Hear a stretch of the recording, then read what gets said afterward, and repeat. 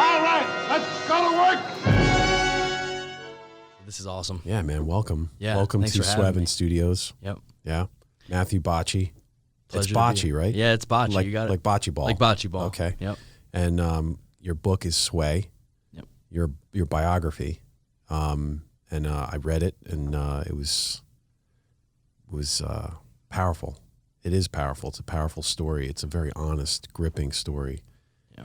Unsparing in its details. And so we were talking a little bit before we started about there's some overlap in terms of, for me, knowing people at Cantor Fitzgerald, having been a bond trader, and your dad was at Cantor Fitzgerald. Mm-hmm. What did your dad do at Cantor Fitzgerald? What was he did? What did he do specifically? Sure. He was the Your dad, John. My dad, John Bocchi. John yeah. Bocchi, yeah. He was the managing director of interest rate options, derivatives, and worked on the 105th floor of the North Tower.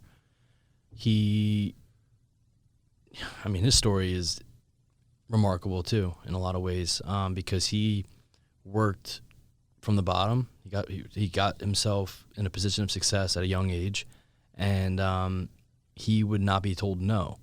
And that was a lesson from his life and his death that I've taken with me for sure, because came from poor Italian immigrant parents, and he wanted to work on Wall Street, and I'm sure you can relate to this. Like it was very, in that culture, so waspy in a way, and so he wasn't that mold.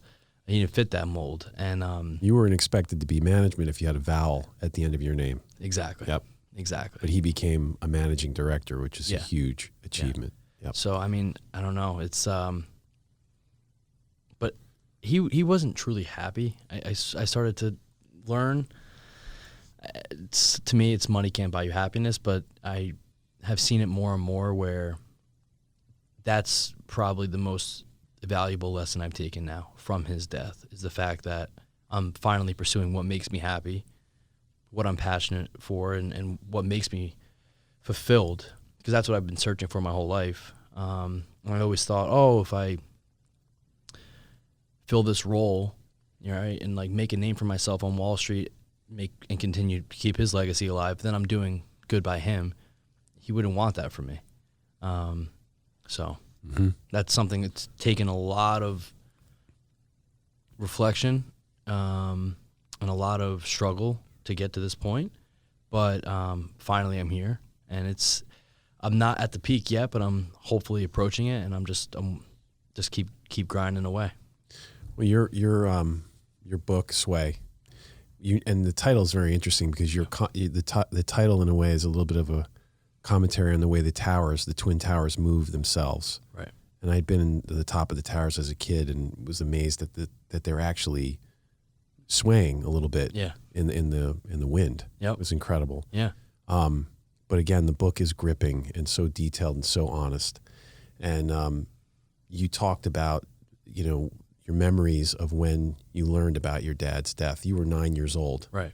Could you talk a little bit about what it was like that day, September 11th, 9 years old, and learning about what happened?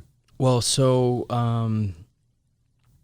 as I'm sure everyone remembers, it was a beautiful day, and school had just started for me, starting 4th grade, and that morning they pulled me out of my classroom.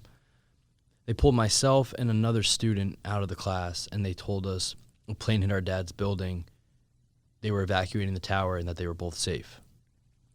The other student's father worked on like the 33rd floor, and obviously was safe. I don't know if I don't even know if they knew where my dad worked. If they probably were saying it obviously to console me anyway, but I don't know if they even knew that he was in danger. We went to the hallway. We met my brother there, one of my brothers, and that other student's younger brother, and they brought the 4 of us to a classroom, which we all dubbed the computer room, and we played computer games for a while. And that always seemed like a privilege to be able to play those games, like Gizmos and Gadgets, like those games. We didn't do that all the time. Finally, they bring us back to the class, and I see all the superintendent was talking to all my classmates, But I see them all start looking at me, and I just remember kind of feeling, I don't want to say left out, but in a way left out. It seemed like they knew something I did not.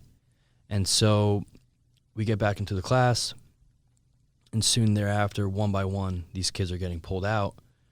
And I remember thinking to myself how odd it was that I was staying in school as throughout the day, all these kids are leaving early.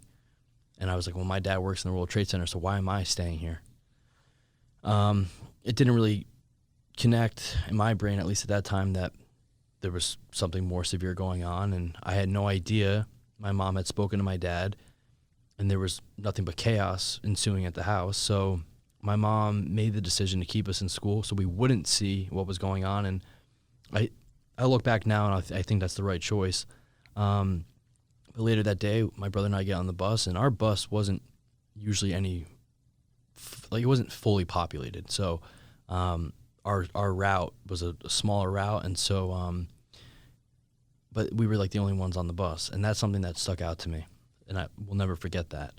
And get home from school, start walking up the hill to my house, and as we're ascending up the driveway or the hill, I just see all these cars in my driveway and along the front of the lawn, parked at odd angles, and like there was no organization.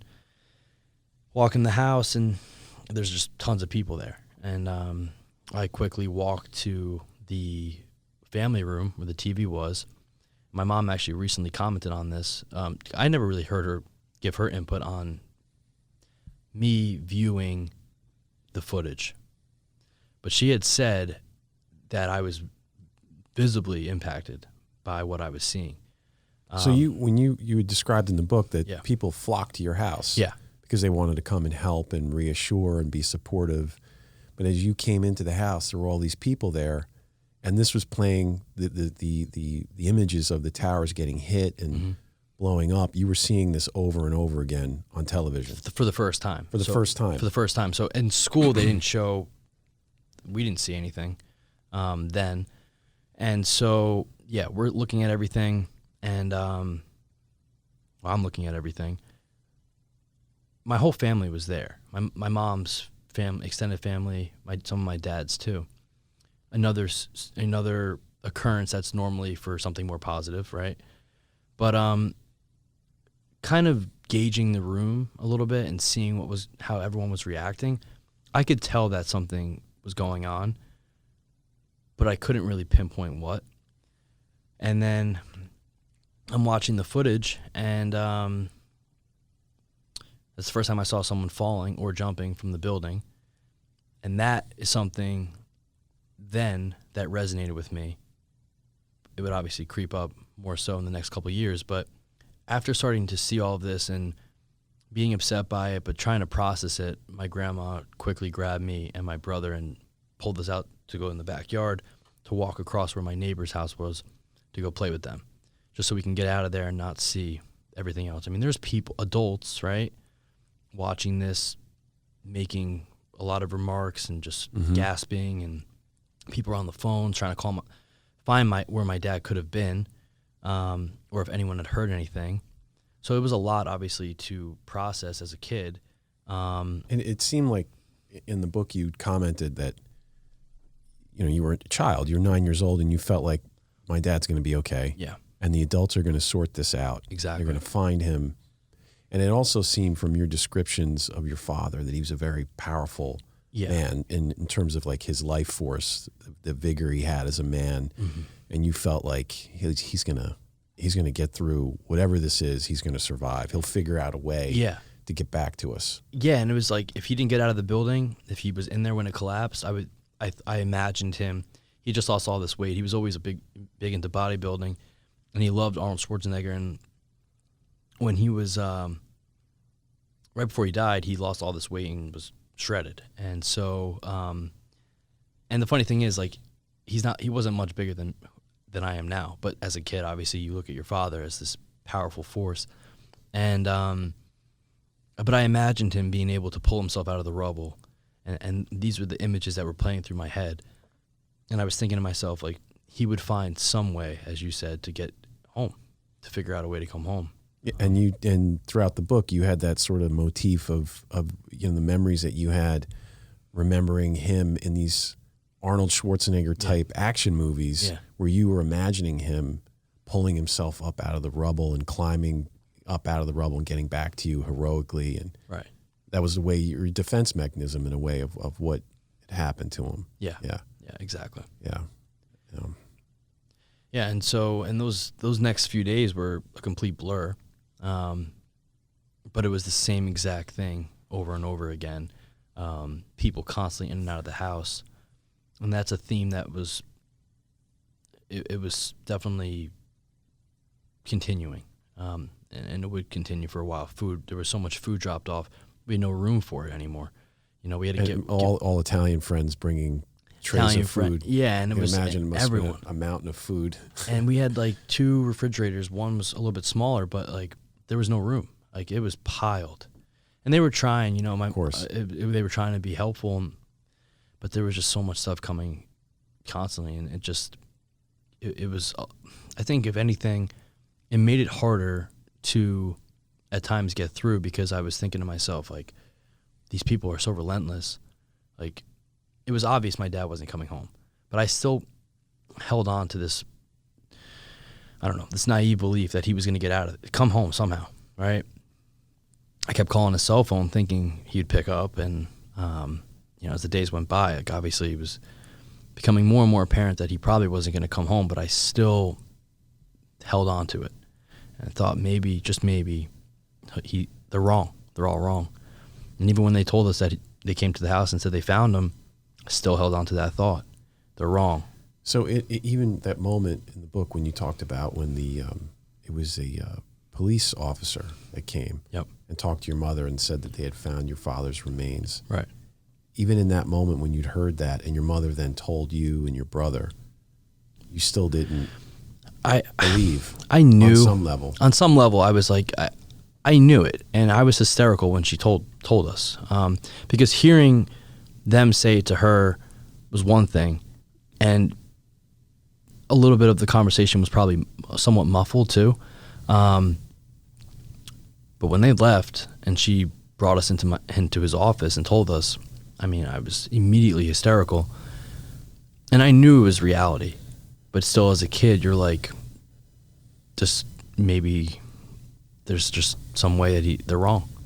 And that dissipated in the next few days when we had his funeral and everything. But I think it's in so many ways, it was so overwhelming.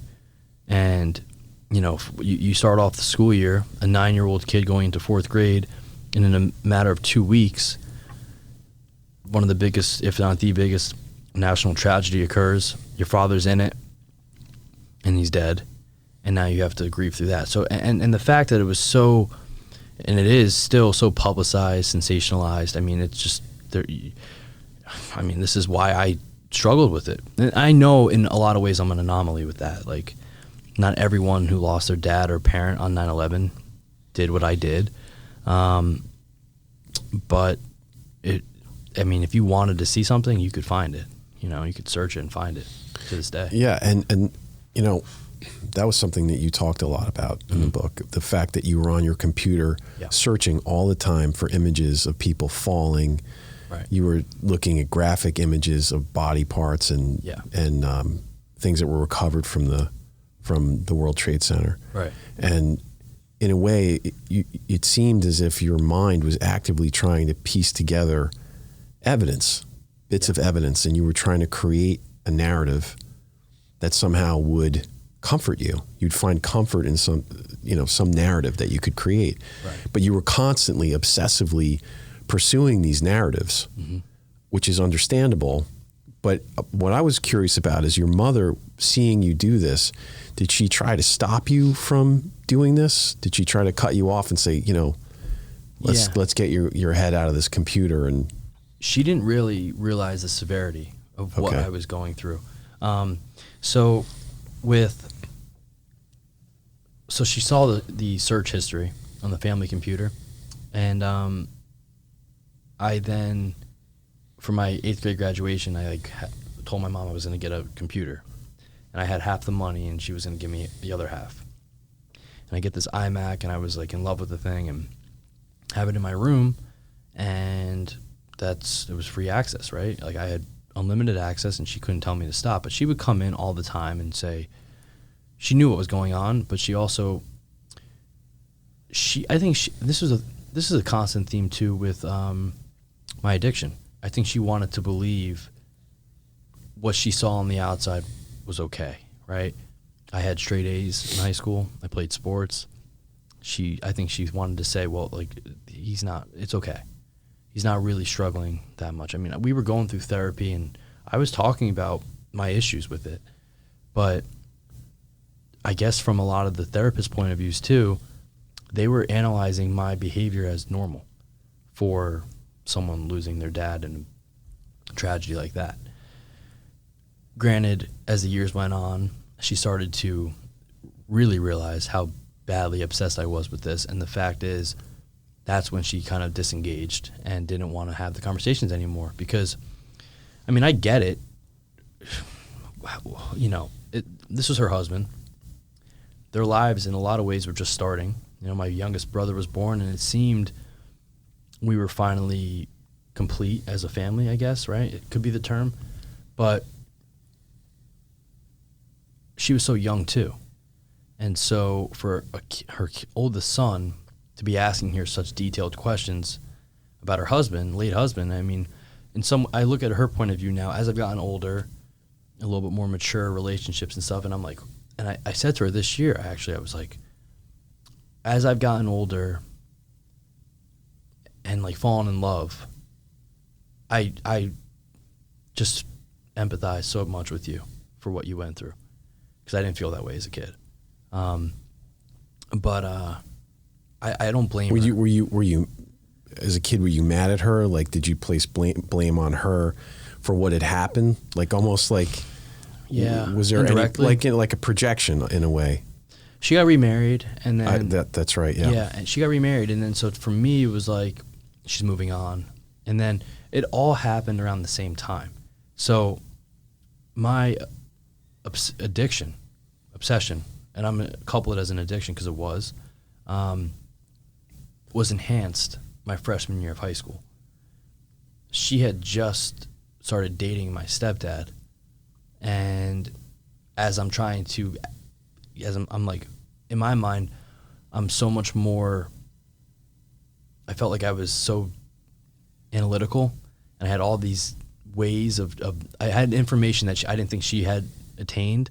So I'm like asking her these questions thinking she's going to finally say, oh, he's mature enough that I can answer this truthfully. When in reality, she just didn't want to engage because she knew even if she continued to tell me the same thing over and over, I wouldn't believe her.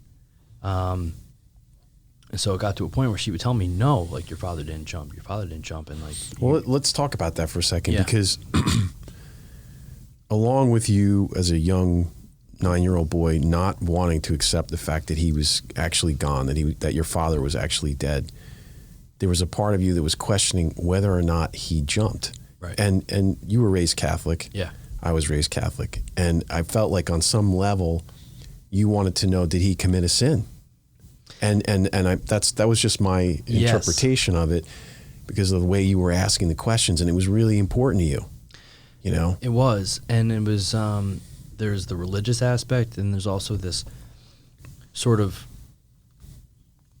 philosophical aspect where I was just thinking to myself, if he did this, right, I wasn't judging it, but I was more so wondering, what would I do? And I was raised Catholic. My father was very religious. He wanted me to be an altar boy, and I was. So when I was a freshman in high school, that was the first time I went to a Catholic school. And they were talking about, as I talked about in the book, my theology teacher said that people who fell or jumped were not committing suicide. That they fell into the hands of God. They fell into the hands of God. But more so the fact that they didn't go to work that day with the mentality of, I'm going to kill myself by jumping out of this building, right? And so hearing all that is one thing, but I saw these documentaries where people, similar to my family, Cantor Fitzgerald families, were identifying or attempting to identify their loved ones, not just on pictures of people jumping, people hanging out of the windows. And as you've probably seen them, there's one in particular that was called, now I'm drawing a blank.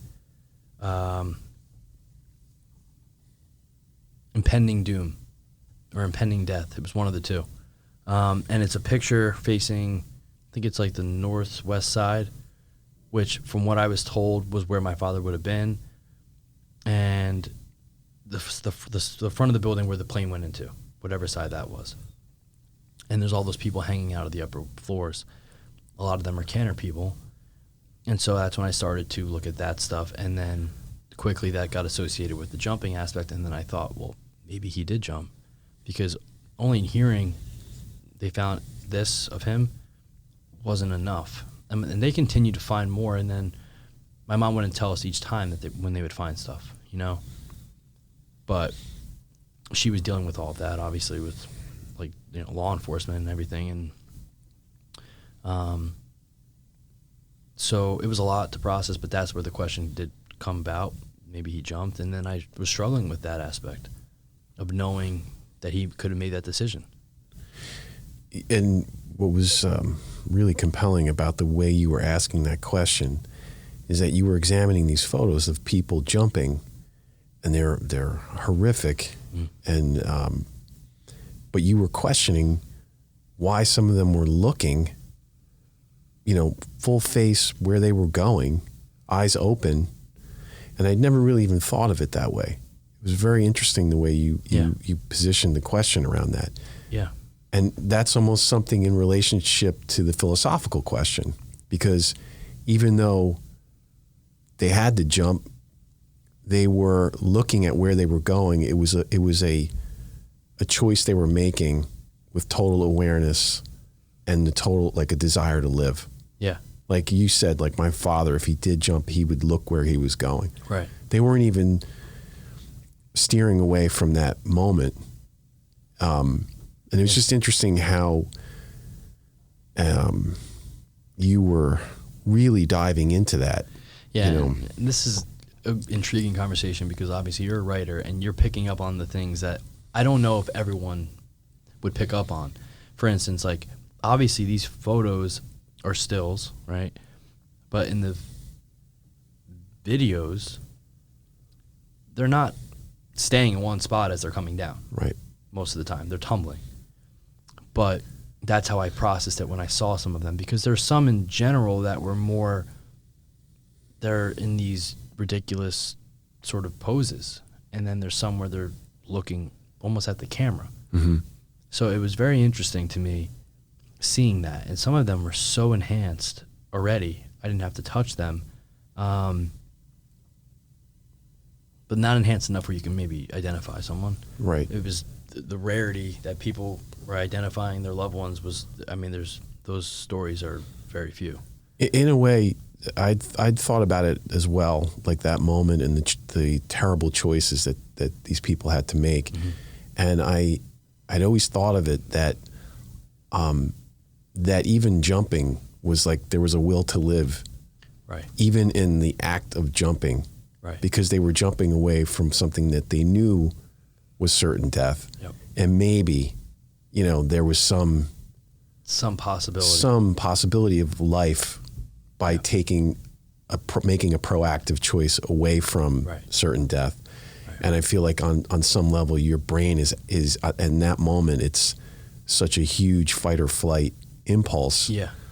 It's almost something probably you couldn't even control. Well, that's the thing, right? Like, so there's so much of that I read into, and it's more of like you put your hand near the oven, you're gonna flinch. And that was so intensified that, obviously, no one in there who's sane and you've been in the World Trade Center, is standing out of those windows piled up on one another. And those windows were 1.5 feet wide. Right. So to see them stacked like that, that just portrays the desperation. That's right. And then hearing some of the stuff I was hearing, to me, and then seeing what I was looking at, I didn't think that the stories aligned. I didn't think it was possible that he was in the staircase. Like, I don't know. I mean, like, there was all these thoughts were rumbling around in my head, and I'm thinking, like, they're just saying this to ease the pain or try to ease the pain. And then I look at it from more of an objective standpoint, and I mean, not to get into too much detail, but they found a lot of him very quickly, and the staircase is the strongest part of a building, which is, I mean, why some of those firefighters, like the Nicolas Cage portrayed one of them, they survived that collapse being in the lobby because they went in the staircase. Right. So as I got older and tried to maybe view it from, like, trying not to put my emotions into it, because what does a medical examiner have to lie about to my mother when she has no idea that the kid is struggling with this obsession, right? I try to look at it from more of an outside perspective and think, okay, like, maybe all the things that I finally found in the years that followed with the next stuff we can talk about, maybe they were true, you know, because it's outlined from the government and from a medical examiner, and it's showing an autopsy report, you know. And your desire to locate him and to figure out what happened to him, even on an unconscious level, you were struggling with just accepting it. This whole, you know, quest that you were on was really just a part of you saying, like, I don't believe this. I don't believe this really happened to him. Yeah, and also if I were to find him in one of those photos, I would want to find more. Like, if I found one, you know, the one photo of the falling man, which is so well known, that photo is one of 12. I think it's 12. Richard Drew took those photos as he was coming down, and it was only by chance that he got the last two of them that the gentleman's shirt is being blown off, and you see he has this orange T-shirt underneath, and his family was able, once they saw the first one, they thought it could have been him, and they see that T-shirt, and it was his favorite T-shirt, and he wore it every day. So, as like an undershirt, this gentleman, Jonathan Breeley, worked at Windows on the World, and he was a chef, and he had the white overcoat. And then, so the point I'm making is seeing these, you know, the montage of all these photos, not every single jumper had those like series of photos that followed. So if I were to find something, I know I would have wanted more. Right. If I found one photo that could have been him, I would have been determined to find 10 more. Mm-hmm. And so it would never have been enough. And so that was, you're right, it was a lack of acceptance. And it took, honestly, nearly 20 years to get to the point I'm at today. You had to go through everything you went through to get to that point of acceptance. And even in sobriety, still looking at this stuff, like 5 years, you know, 5 years knowing the truth. And I say knowing because that's when I really was able to see it for what it was worth. But I had heard the stories that I'd overheard what my mom was telling people close to us. All the things that I learned on my own, that he was in the staircase, that his death was quick, and all this stuff. I didn't believe any of it because it was never told to me directly anyway. And I just kind of thought, okay, well, she's just saying that. And a therapist is agreeing with her, and, you know, they're just trying to make it all sound so nice and, you know, wrap a bow around it and put it to bed. But I guess, I don't know, that just shows you how much it impacted me. Even going through everything I went through, knowing the answers, I still held on to this. And I think in a lot of ways it was a way for me to feel something by viewing this footage again, and just to continue in a way. Did you feel a lot of pain? That's the thing. I didn't really feel anything. You didn't feel pain. It shifted. Like, there was, in the beginning. Did you feel pain for others? Yeah. Oh yeah. When you were looking at those photographs and looking at heartbreak. You felt that. Oh, I mean, like, there's. But you weren't necessarily feeling that for your father. I was feeling it for my father, but I guess where it transformed, because in the beginning, there's so many, like, everyday people that took there were like novice videographers that took videos. Those are the most detailed videos of all the footage. And there's one video, there's a few, but one in particular that it crushed me seeing it. But it's when the fire is approaching the 95th floor of the North Tower. This is close to the collapse. And there's like 12 people that must have been in the conference room together, and they just start going one after another. And it was horrible.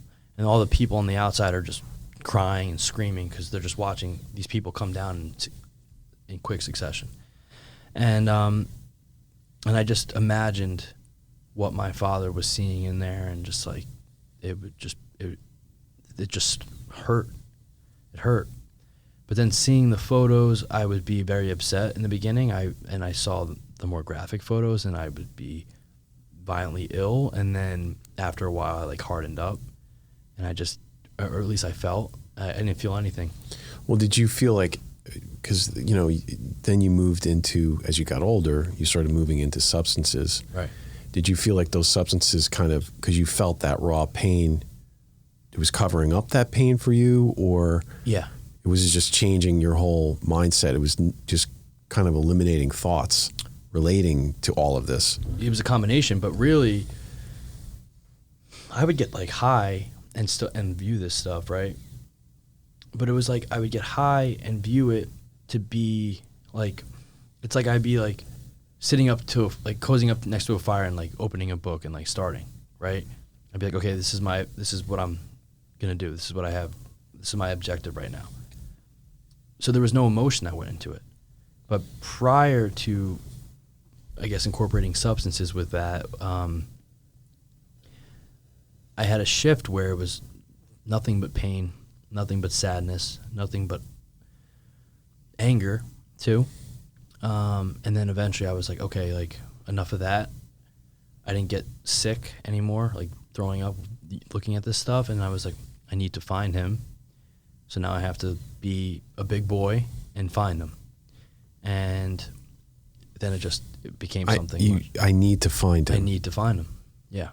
That's what it was. It was like, I see these photos, and it's like, even to this day, I know, I don't look at the videos or the pictures of the jumping or anything like that, but I was on this documentary where they wanted me to show some of the footage, some of the pictures I looked at.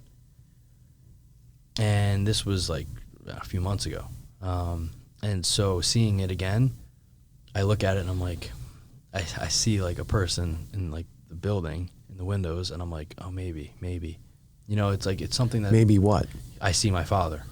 You're still looking for him. Well, you're still looking at, but when you see photos, there's a part of you that wonders. Wonders. It wonders. Like maybe one day there's something that will surface that, and I'll know.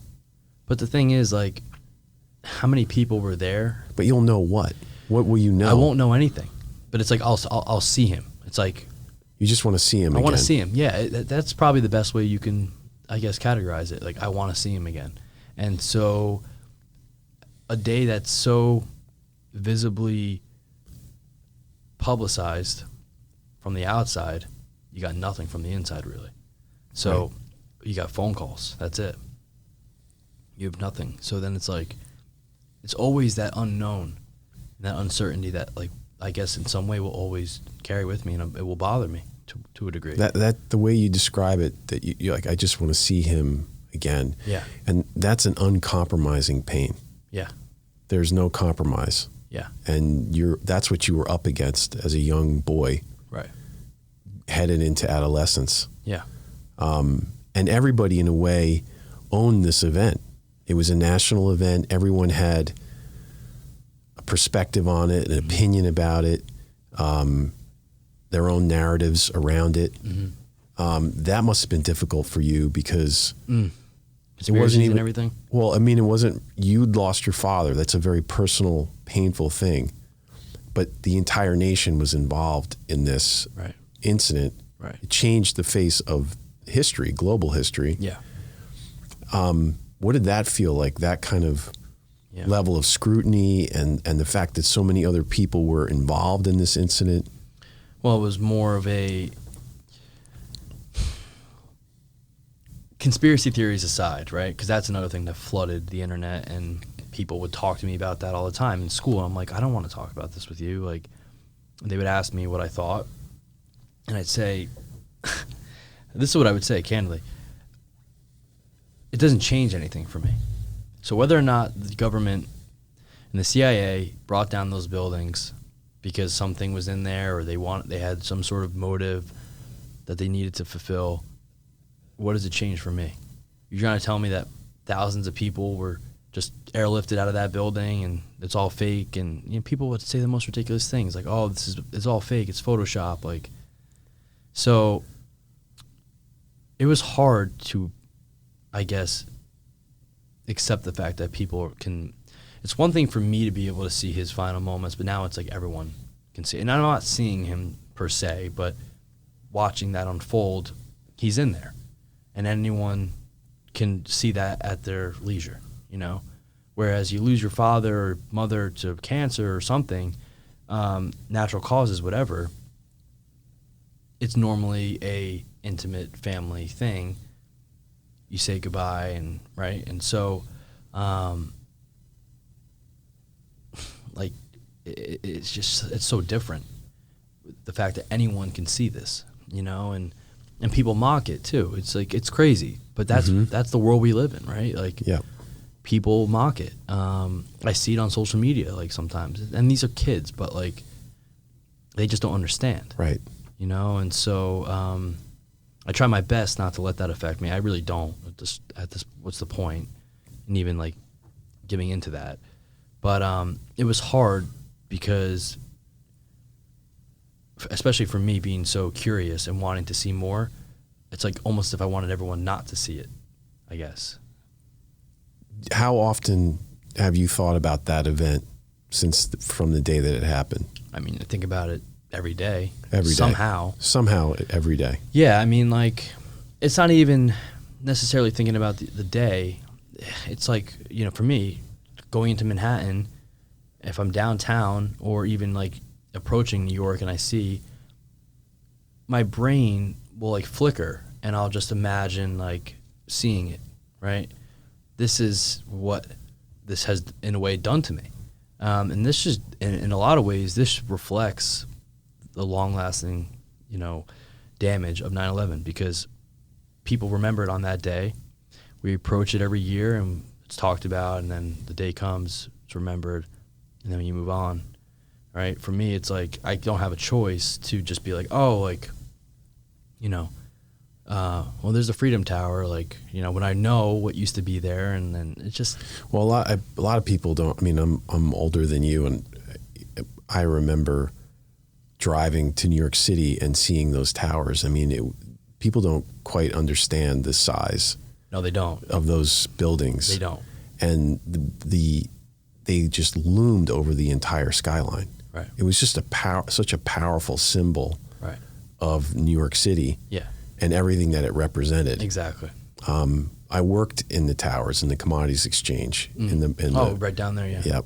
I did that for a summer, and I just, when you went there, you had that feeling of like you were entering the gateway of the biggest and most important city in the world, and that's gone. I mean, the building is fine that they put there, but it's not the same. It'll never be the same. No, and. It's funny though, because I actually had an internship going into my sophomore year of college, and I was down there at the Commodities Exchange floor, and it was dying at that point. But that was another thing. When I would go there, I would think about my father, because also too, and even if I take the path in, right? That's another thing. My dad took the path from Journal Square to the World Trade Center, so I would think about that. And so there's always an association somehow. But you go down there now, obviously you have the memorial, right? But it's another thing that's probably, I would say, more difficult for me now than anything, as opposed to people seeing the footage or talking about it or posting it. It's going down there, and in a way I'm grateful for it, because people don't forget this way. But this is a tourist spot. And so people are going there and they're taking selfies and they're doing this, that, the other thing, and it's just kind of hard to wrap your head around that. When So in a way, you feel like the tragedies become commodified a little bit, somewhat, or yeah. I mean, it's more of like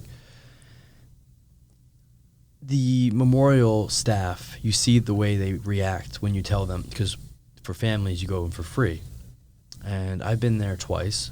But when you go in there and you go up to the window and you tell them, family, the reaction is just so, you don't expect it. They do show a lot of empathy, but they're so used to people buying tickets, like it's right, like an event. Yep. And so now it's like, this is someone who's personally affected by this, right? Yeah. And so then I don't know.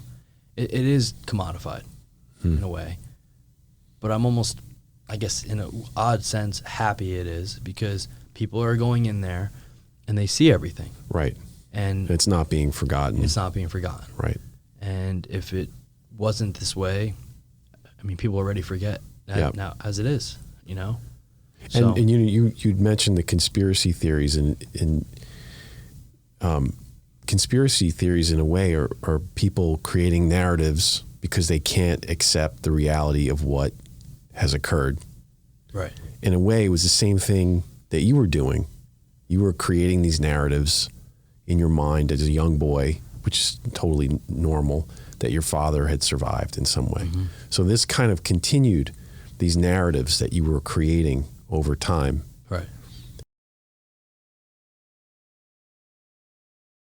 Sort of alluded to it, but like, you know, going through that, every person who had, well, there's only two, my mom and my Uncle Tony, my dad's brother.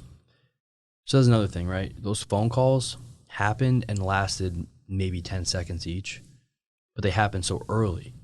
So he says goodbye at like 8:53 to my mother. It was like, I think that was the last call. The first one came at like 8:49, so 3 minutes after the plane hit. Then he says goodbye on the second call, and then he says goodbye to his brother, my uncle. So now we have an hour and a half roughly of what?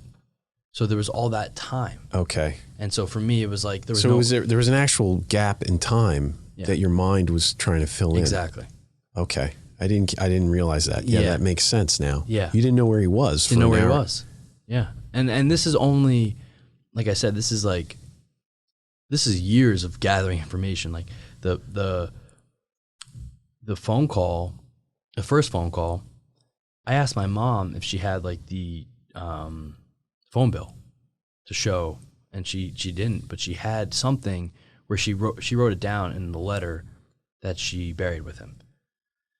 And so then, like, hearing all the other things, like this is like stuff I did like as a detective, talking to my aunt who talked to my grandmother, my dad's mom. What time did he call? My mom call? What time? You know, and to try to figure out how much time has now gone by, and now there's nothing else from him, my dad. And your mother spoke to him. My mother spoke to him twice. Twice. Yeah. So he called the first time, and the fact that the caller ID was showing his cell phone, he never called from his cell phone during the day. And this is another thing that people didn't really realize, the cell service in there was not great. So the fact that so many people got through to loved ones on cell phones is in many ways miraculous, because all the other lines were dead and they were just inundated with trying to, like, people were calling the police and 911 and everything. So the fact that these people were getting through is miraculous. But basically, he calls, tells her plane hit the building, they're evacuating, he's trying to get out.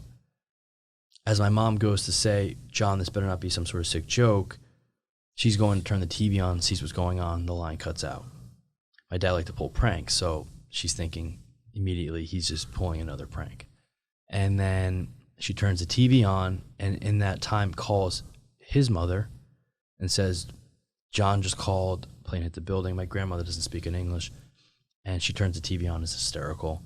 And my mom is now calling my dad. He's calling her, one would pick up, and there's just static. Hang up, do it again, static. And finally he gets through, says goodbye. And my uncle, He knew when he knew. yeah, he knew. And it's strange to me because he accepted his fate very early. Now, I don't think that he... And he said to her, "You're the love of my life. I'll love you forever." And she said, "I love you." And she doesn't know if he heard her. That was it, 10 seconds maybe. So then my uncle, so coinciding all of this, right? My mom calls my nonna. She's screaming. My uncle wakes up to his mother's screams, goes upstairs, sees what's going on. And I mean, so I'm trying to piece this all together as a kid, right? My mom was probably just hanging up with my father. Now my uncle is like calling and calling and calling, gets through, and my dad just picked up the phone like a normal day and just calmly said hello. And to me, that is, it really does impeccably represent who he was as a person, because he really was so selfless and he didn't sound scared. He just said hello. And then my uncle said, John, get out. And he just said, Tony, I love you. That was it.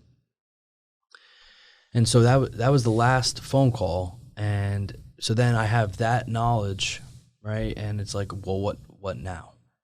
Did he just put the phone down? Did he go try to, what was he doing? And so, and the thing is, right, like, I'd like to think, I know some of the guys he worked with, and I know how they were as men. And as the time is going on, and this is me viewing all these novice videos, right, and seeing more and more people come to the windows as the time is going by, and the fire is getting stronger, the smoke is getting stronger. I actually found, I forget, it was the NIST or NSIT, National Institute something.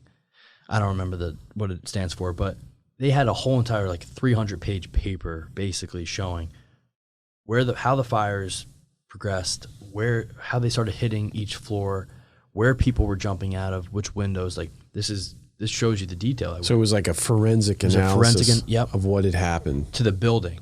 Okay. And it's showing you, it showed everything. It showed how much. Is that a public document? Yeah. Oh yeah. Okay. I can find it for you and send it to you. It showed when rubble or debris was coming out of the buildings, and then it would show when people were jumping. And this is something, to me, there was not even many people that jumped from his floor. It was above or below. And so this is where the mind wanders, right? It's like, well, what if he went up and, they try to go to the roof? So all these things that I just never knew, these are all the things that I struggled with and thought. And so all that missing time, and then, okay, an hour and a half roughly, collapse. They find him quickly. They find him 3 days later. Now, how do I fill in this time? That was the quest. And that was the quest. Yeah. Yeah. And so Uncle Tony doesn't want to talk about it. My mom doesn't want to talk about it. I have this other uncle through marriage who does. Well, I jumped over. Yeah. A huge part of your book is how you dealt with your substance abuse and your addictions, but there's the incident that happened with your father. Yeah. And this quest you were on as a young boy, and like you said, your mom and your Uncle Tony, of course, they're dealing with their own grief, and you're vulnerable. Mm-hmm. And then there's this Uncle Phil, who's married to your is it your father's sister or your mother's sister? Your mother's sister, Maggie. Yeah. Right. And he talk about what happened, because it actually happened. One of the first interactions in the book is you were looking in the computer at these images, and he appeared in your room. Yeah. So the names are obviously, they're pseudonyms, but and so anyway, I see this the first time I ever saw an image of. I already had talked to him about it. He wouldn't tell me anything what he thought. He didn't say, yeah, your dad jumped. He didn't get to that then. He knew I was looking at this stuff. My mom, and just like everyone else, mind you, I mean, he was like the cool uncle, and not just the cool uncle for me, but the cool uncle for everyone, and he was like dependable. So my Uncle Tony was in law school when my dad died. He just is becoming a lawyer. He's start of his life. He couldn't be, and he didn't live close. Couldn't be coming over to the house all the time to check in. And my Uncle Phil lives close. And, you know, mind you, I have other uncles. My mom's brother, my Uncle Sal, I'm very close with. He was a very integral person. He is still to this day, but when it came to this obsession, he couldn't talk about this stuff with me. He was very close to my dad, and he was downtown, and he couldn't deal with all of that. And he would get so upset if I talked to him about it, and tried to ask him anything about it. You know, there's just no way I could.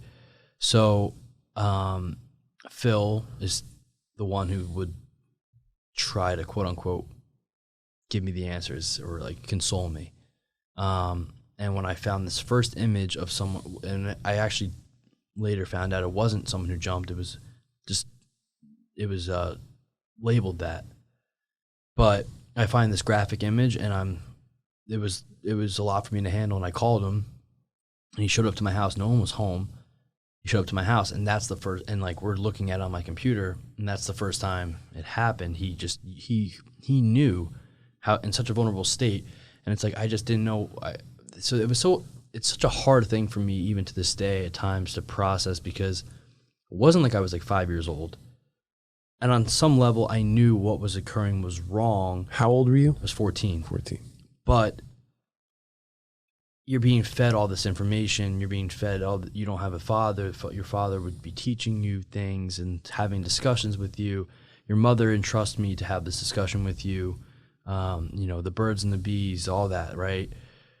I don't know any better. And I still felt, I knew it was wrong, but I wanted to believe it. And then the fact is, he was so, I hate to say it, but he was so smart with the way he knew how to get to me. He knew by engaging in these conversations would be my way of trusting him, and I did. And I had like a love for him. I trusted him. I looked up to him. But he knew that just having me, no longer did I talk to my mom about this stuff. It was only him. So he knew there was this trust, and he knew that by providing me with that security, it was almost as if I wouldn't go against him. But then he wanted to reinforce that by saying, well, if you say something, you're going to get in trouble. People are going to say you're gay. People are going to say this and that and whatever. And I can't be gay because I'm married and have kids. And you go to an all-boys school, you're going to get bullied. And all these things that were like in my mind. So he would blackmail you. Oh, he would blackmail me, but he knew to say the things that would really prevent me from doing anything about it. And it worked, of course. But as time went on, it continues to happen. And then I'm stuck sort of where I'm like, I don't know what to do. And it would occur, and I would just try to make it go by quickly. So I would just forget about it and move forward. But all the while, all I care about is just trying to find out more about my dad and find him. And eventually I have this point with Phil, where I'm like, I know how to sort of get out of it, I guess, where I'm like, I'm not doing this. Like, this is done. Because in the beginning, it was, I pushed again. I didn't want it. It was obvious that I was uncomfortable. But it was like one of those things where you just feel like caged. You feel caged, and then it's like if you do anything about it, your world is going to unravel, and that's what I felt. So he preyed on your vulnerability completely, and I know that now. Obviously, I knew it then, but I mean, it takes a really sick person to do something like that. And so, you know, you have all these variables that get factored in, right? Like, he was a person of power in my life, but it didn't take away from the fact, I mean, in my opinion, the justice was served. He should have gone away for like 20 years. He was facing like that time. I think he was even more, but they wanted to plea him out. and they won that case by doing it. So I guess in their minds, that was He went away for 7 years. Well, he went away. He was sentenced to 7 years. He served 4. Okay. So he's out. He's out. But he got out right before Sway came out, like 2 weeks before. So it was coming out September 8th. He was scheduled to get out in November of 2020. And he had this good time credit or something. I don't even know. And each time I would check the system, it would be like knocking off like 2 weeks at a time. And then boom, all of a sudden it's like, I kid you not, exactly a week before Sway came out, he got out. Wow. And so, yeah, I mean, it is what it is. Like, I'm at a point in my life where I don't let it affect me anymore, where I don't think about it. Like, I always wonder if I'm going to run into him. Right now I'm local. I've been doing a lot of traveling, so I don't think about it.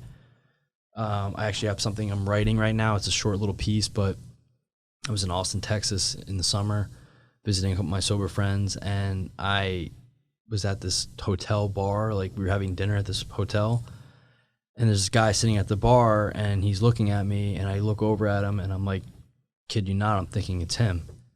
And I'm fucking mind blown, and I'm trying to pull out my phone to take a photo. I'm texting my mom. I'm like, swear to God, this guy looks exactly like him.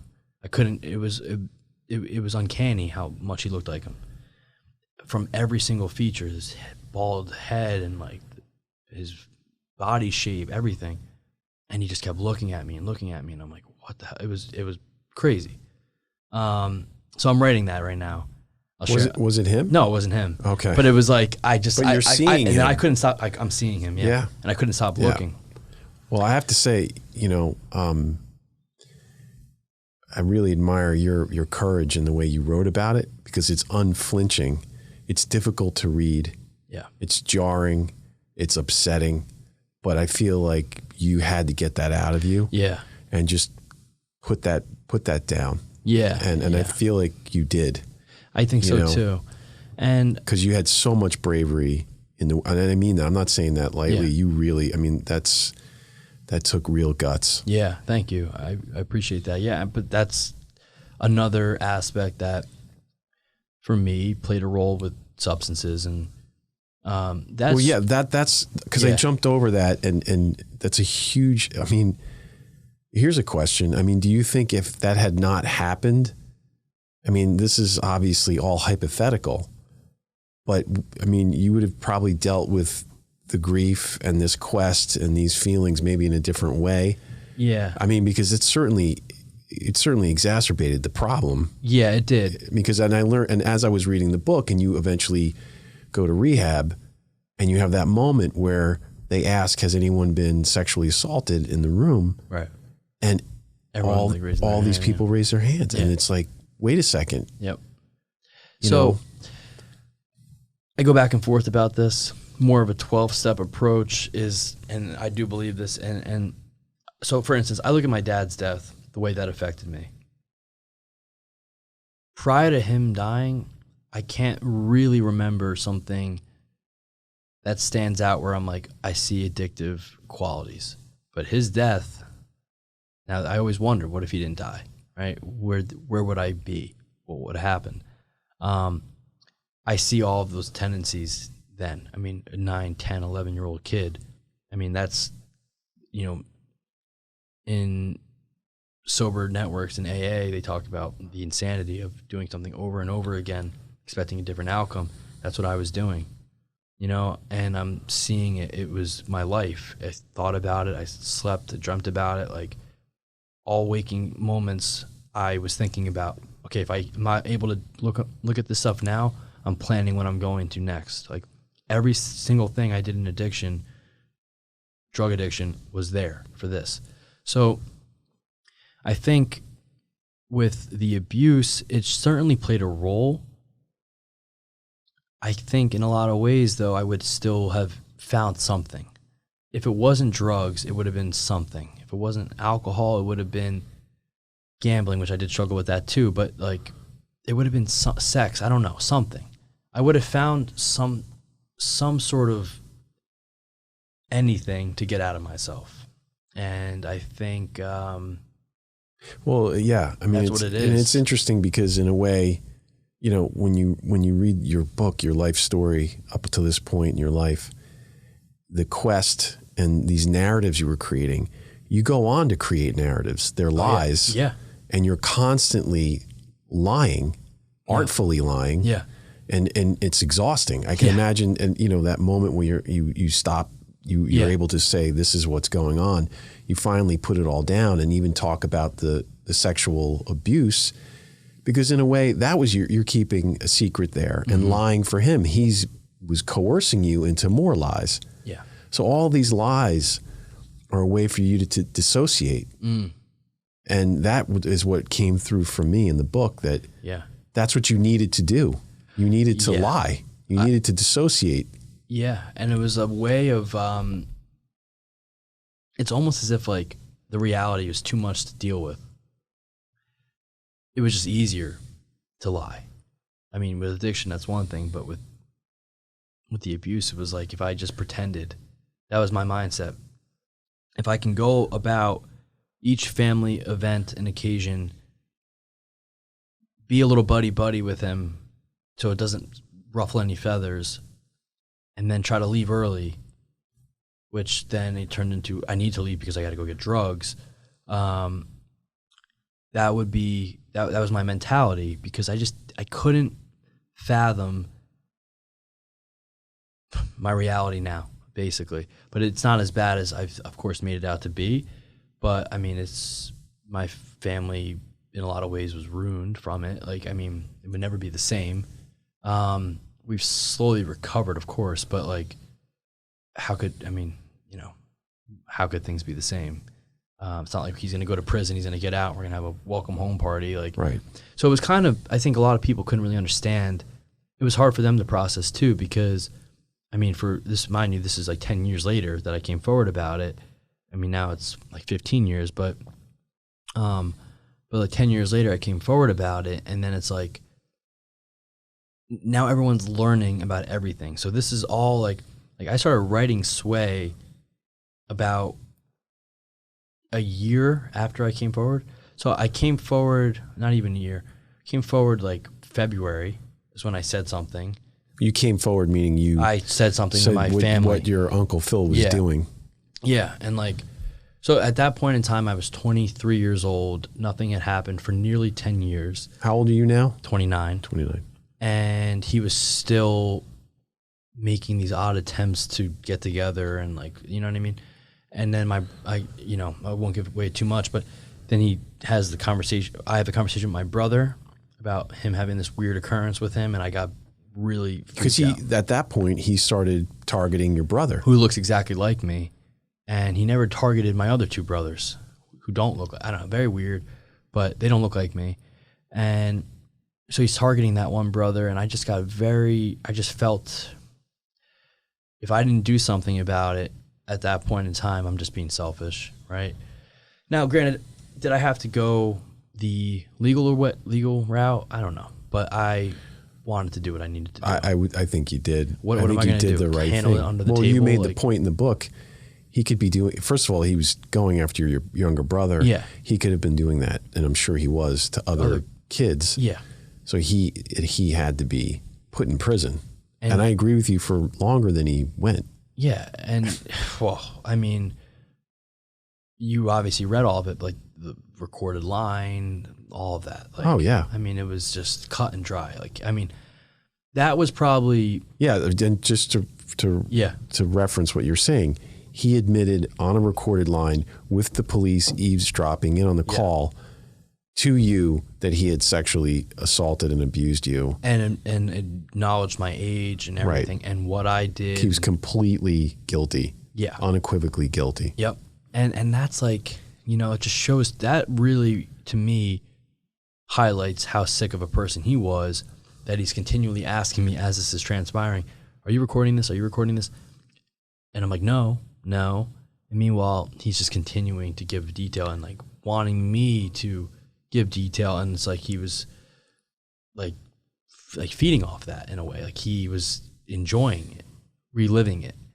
Just shows you. And that was probably one of the more difficult aspects of the journey. So I'm sure reading it was probably hard, but like that was probably one of the more difficult ones. And it was a lot. In my first year of sobriety, I'm like, they say don't make any big changes, and I'm like doing all this, and you know, it was certainly, I mean, it changed my life though for the better. So and you know, to rewind back to when you started with Adderall, yeah, and then you started moving into Oxy, yeah, and you were snorting OxyContin pills, Yep. smashing them up and snorting them. You were it wasn't a minor habit. You were ingesting a lot of prescription painkillers. yeah, and other things, and Yeah, well, cocaine and I did heroin. I did you did heroin as well. And so the thing is with that is, with the book, I have a lot of material that's left out. I mean, like I can fire off a bunch, like ketamine, dope. I never did crack, surprisingly. There's some, I mean, I don't know, you start shrooms, like things like I did so many things that I just didn't want the story to be, oh, look at how many drugs I did. Let me just show you that I was a really badass drug addict. Like, it wasn't the point for me. And I had these two moments, these two scenes that I wrote where I thought were perfect. I was sort of not urged not to include them, but like not by anyone close to, like my editor, because they felt as if I included it, what it would do was open the door where people would be like, you got to give more. Because the thing is, like, at the end of the day, I did dope, but I couldn't function. There was a level of some sort of functionality with Oxy, even though I wasn't really functioning. But I had this job, and well, that was remarkable because, you know, I'd worked on Wall Street in finance, and the fact that you were dressed up in a suit and going to work and actually functioning while high on OxyContin and Xanax and Xanax and Coke and a whole host of things was astonishing. Yeah. There was a difference when I did dope. There was no way I could. Like I had to call out, like I did that enough as it is. So the high that I had with Oxy to me was cleaner too. Not on the surface because it's coming from a lab, but it was cleaner in the sense that I felt I thought that I looked okay. Like I thought that I had this little bolt of energy, like I had some productivity, and you know, it would hit me at times where I wouldn't even pick up on the fact that I was like nodding out at the desk. Like those things weren't apparent to me. They were apparent to everyone else though. But anyway, so I quickly figured out that I liked downers much more than uppers after So you were calibrating.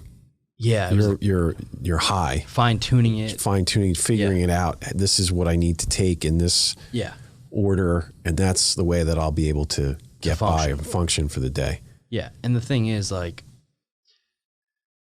you know, there's certain things I wish I did differently, I guess, the way I wrote it. There was some stuff for legal reasons I didn't include, things I did. I, you know, could have always argued, oh, creative, you know, it's not really true, but like it's a memoir. I wanted to include everything for what it was. Like there's no lies. So I didn't want to put anything where I could be questioned. Whereas for just a level of safety, I changed pretty much every name. Even my best friends who they're not even doing anything bad in the book, I just changed their names because I just don't want to deal with it.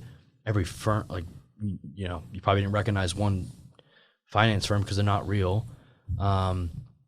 Towns, I changed drug locations. Like just wanted to protect myself any way I could.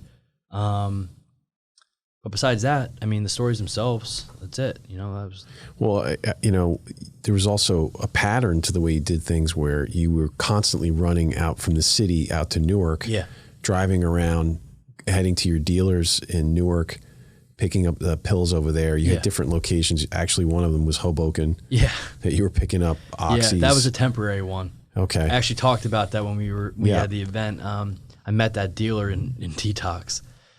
I don't even remember where the place was, but she was a nurse with sticky fingers, and I just like, I was like, it probably lasted like a month and a half, 2 months before she was like, I'm done with you. It actually, no, it lasted a little bit longer. It lasted into the summer, and then I was like PayPaling her money, and she got to. You had a relationship with her, or you just drugs? Just drugs. Yeah, no relationship, but I was PayPaling her drug money instead of like giving her cash because I was putting it on a credit card. And she got to a point where she's like, I can't access this quick enough. Like, I don't want to work with, like, do this anymore. Hoboken, temporary. Newark and Philly were my 2 top cities probably. Harlem, that was not an everyday one, but. And you would show up into these neighborhoods driving a Range Rover, dressed in a suit, and then go into a dealer's apartment. Yep. And these guys are carrying, handgun. weapons, I didn't care about any of it. Guns. Yeah, I didn't care about any. I honestly wanted to die at so many points. Like, I didn't give a shit if I was killed. Well, you hold on a second. You in this part of the book. Let me get my glasses. Yeah. Oh, you got 2 of them. Oh yeah. I'm blind. I'm contacts right now, No, but you will. my glasses are You brutal. You wrote a suicide note to your mother, and if you don't mind, if I can read it. Go ahead. It said, "Dear Mom, if you're reading this, I'm probably dead. Even though you have suspected for some time, I wanted to tell you I relapsed some time ago. None of this was your fault. I'm sorry for everything.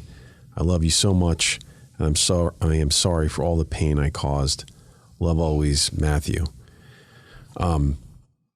What was happening when you wrote that? Well, I had a attempt, if you want to call it an attempt, I was living with my grandmother, and I kind of felt like the walls were closing in.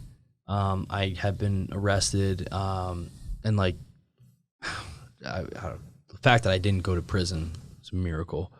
But I had all these felonies, and I felt as if the end was near. And I literally did a massive line of Oxy and Xanax, and I thought to myself, like, this could be it. And I wrote that out on my phone on a note, and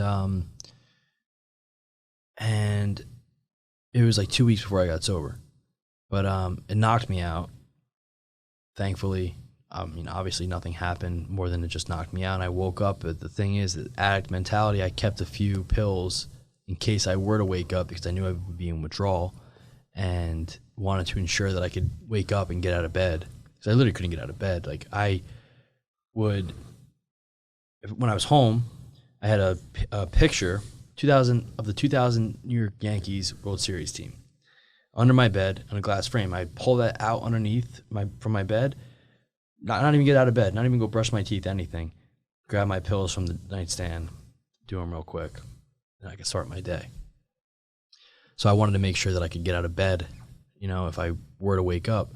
But I had this, again, this narrative, this visualization of me. I was at the last place I worked at. I was on the, it was like the 50-something floor. And so, like, again, the World Trade Center, 110 stories, so high up, right? You go into a skyscraper in Manhattan, you're on the 50th floor, the 30th floor, you look down, it's pretty high up. You're in certain depth if you jump. I had this, I was mapping out how I could do it. And every day I would go to the elevator to leave. I'd walk out these 2 big glass doors, and just like the dichotomy of all the things I was feeling. You're leaving this ritzy job, so to speak, and meanwhile, might as well be a homeless drug addict. Like, I had no money, I had nothing going for me. And I was just dead in the inside. And so every day I would go up to this elevator and I'd contemplate hitting up or down, and if I hit up, I'm going to the roof and I'm going to do it. And if I hit down, the cycle is going to continue. How do I get more money? What's the next step? What dealer am I going to hit up? What dealer do I owe money to right now? Like, all these things that I had and it's not a struggle in the sense of like that people struggle with real shit like all the time, But for me, it was a struggle in the sense of like I was sick and tired of being sick and tired in the life I was living. So that was about 11 days before I got sober, that note. And I have videos around that time. My brothers filmed of me high out of my mind. And if you saw them, I can show you one of them. You wouldn't even recognize this person you're looking at. I mean, I'm like probably 90 pounds heavier. No color in my face, just dead. You could see in my eyes, like you could see there was nothing there. I wasn't there. Physically, I was there. Mentally, emotionally, spiritually, gone. But I had this spiritual experience that was what finally pulled me out of the depths of hell and got me to where I am today. And I mean, going to detox was the first step, right? Like that was another thing. I had seizures from Xanax withdrawal. Like I was so badly addicted. Describe the withdrawal. Yeah, so process. like with opiates, it's like a flu, an intensified flu. And the thing is, right, like you're sick, you have the flu, you got two things that are going to make it better: time and some medicine. Medicine's not going to knock it out in a day, but it'll alleviate some of the pain and some of the symptoms. Whereas opiate withdrawal, you're feeling everything you're feeling from like a flu, except you have anxiety as well. And you have that fiending desire for it. And if you got your fix, this is the crazy thing. You could be literally shitting and pissing out your mouth and butt for days straight, a sweaty, incoherent mess because you're so deprived from like sleep and everything. And the moment that goes into your system, all of it's gone. It's unbelievable. I don't know if you ever saw Basketball Diaries. Yes. He really exemplifies addiction. Like he has the withdrawal down. Amazing. The bile that he's like spitting, like all of it. I mean, I watched that sober. I watched it high too. I watched it sober and I'm like, holy crap, it just brought me back. And you went through that. And I went through that many times. Oh yeah. And like, that's the worst part about it. It's not just the fact that you're feeling all the physical stuff. It's the mental voice, the voice in your head saying, if you get it, it's gone. This is all going to go away. So you're fighting that. And then with Xanax and alcohol are the only two substances that you can die from withdrawal. So that's why with alcoholics and people who are addicted to benzodiazepines, you go to a detox because you can die from a seizure. So my like first or second night, they gave me a very low dose of Valium, which didn't do anything for the amount of Xanax I was doing. It didn't even really help at all. Not getting high from it, but they would check depending on your drug of choice. You get your medicine at the med counter and you go to your room. Those early days, they keep coming into your room every hour, basically. You're not getting any sleep because they're monitoring and you're in your bed, they're coming up to you and giving you the thermostat, doing your vitals while you're in bed. And so I had a seizure and I don't really remember it more than just the feeling that right before it happens. And they injected me in my glute with intramuscular Ativan, which did knock it out. And like, so that's, once you get through those first few days of pain, physical pain, it's then the mental stuff that really is picking up, the detox in the beginning of detox, it's hard. Once you're at the tail end of it, you're feeling better. The meds they're giving you are helping. You're feeling more normal. You're sleeping a little bit, but then it's like, they don't prepare you for when you leave a lot of the times. When all the meds are now wearing off, and you're feeling like kind of like crappy, and you're like, oh wow, like this is what I'm gonna feel. I didn't feel normal. I couldn't eat normally until I was about like 90 days sober, roughly 60 days sober. Actually, I could say I was eating a little bit better.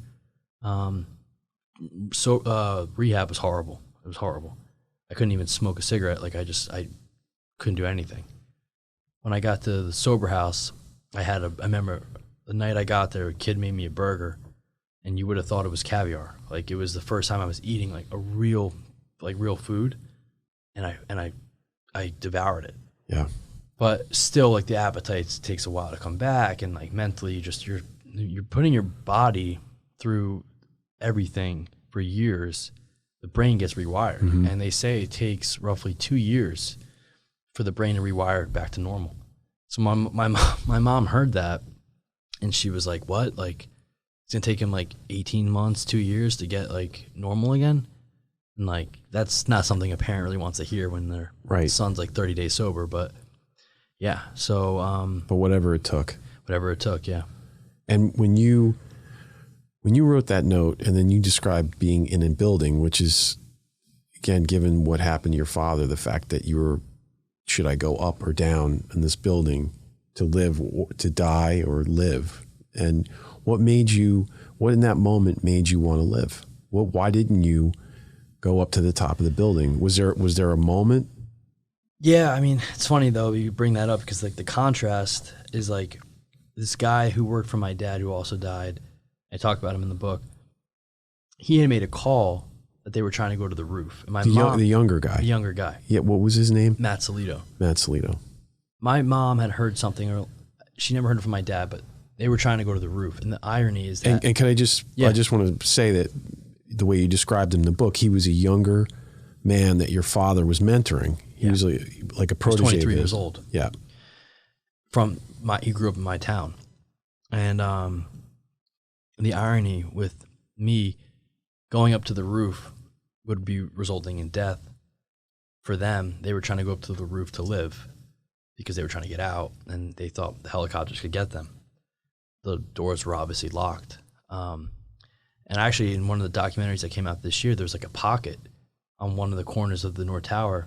They could have landed, but no one was there because the doors were locked. They couldn't get. They were saying, the helicopter pilots were saying, there was no one coming up.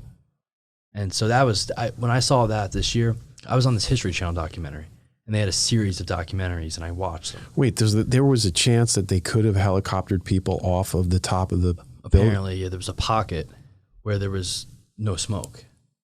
And and they didn't do it because no one could get up. No one could get to the roof because the doors were locked.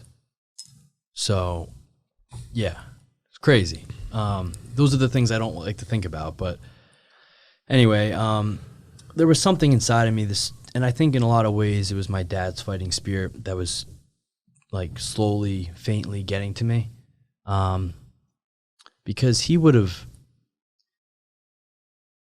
I don't think he would have been as devastated by the addiction if he were alive, more so the fact that I couldn't get over his death, or that I was remembering him for his death and not his life. It's something I hold true to, because I do believe that. Because it's the way I live my life now, is remembering his life, not his death. And this is new. This is a new development. This is 3 years, maybe. But there was something inside of me that was telling me just to try, right? Like, I thought to myself, listen, these drugs will always be here, right? I mean, if all else fails, you can rely on that, right?